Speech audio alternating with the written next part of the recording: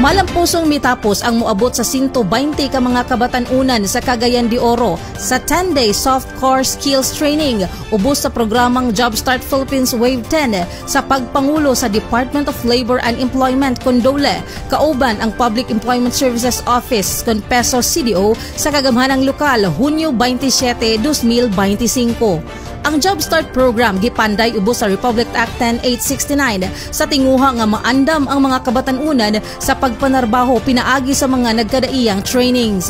Nasayran kini nga programa alang lamang sa mga Pilipino 18 ngadto 24 anyos, wala nag-eskwela, wala nagtrabaho ug wala mipailawom sa training atol sa pagrehistro.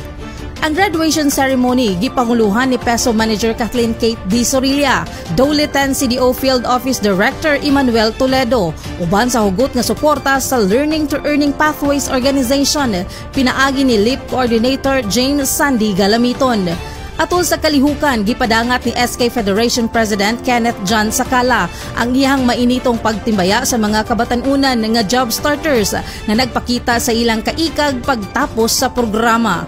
Gidayeg usab ni Councilor Sakala ang programa sa Dole nga maghatag tulay sa mga kabatan-unan nga makasulod sa disenteng trabaho. The City Government of Cagayan de Oro strongly supports youth development programs like Jumpstart because we believe in investing in young people. To the people behind the Jumpstart Philippines program, thank you for being part of a life-changing journey for our many young Cagayanos. O padayon sa inyong paningkamot, the city government stands with you as you continue to build a better life, not just for yourselves, but also for your families and your communities. Let us all enjoy and savor your day today, as this will end your life skills training, but this would be the beginning of who you will become in the future. Nagpasalamat usab kini sa makanunayong suporta ni Mayor Rolando Clarix Uy sa mga programa nga nagtinguha sa kalambuan sa mga kabatan-unan.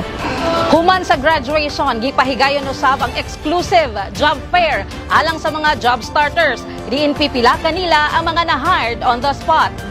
Kauban sa kamera, June Cañete, Kim Zalibar, kini si Archie Pagayaman alang sa City Hall News Updates.